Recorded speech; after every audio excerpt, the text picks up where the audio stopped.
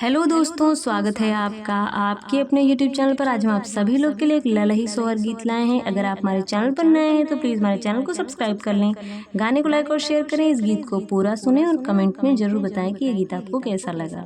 सासु जी आंगना लिपावौ हो त चौका पुरावौ हो त चौका पुरावौ हो।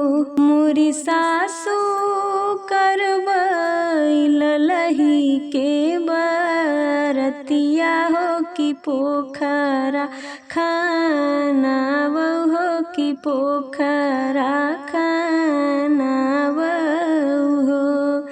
तिनिक चौरा मांगबै हो त दहिया जमौबै हो त दहिया जमौबै हो।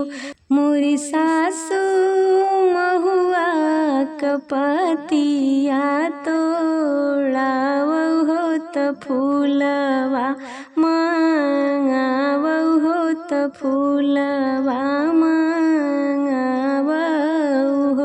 मोरी सासु महुआ कपतिया तोड़ावौ हो त फूलवा मांगावौ हो। सिंदूर के टीकवा लगावौ हो त पियरी चढ़ौबै हो त पियरी चढ़ौबै हो।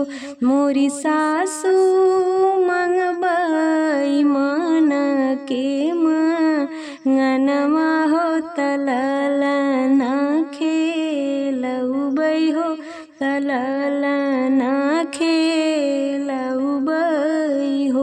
मोरी सासु मंगबै मन के मंगनवा हो त ललना खेलौबै हो त होरिला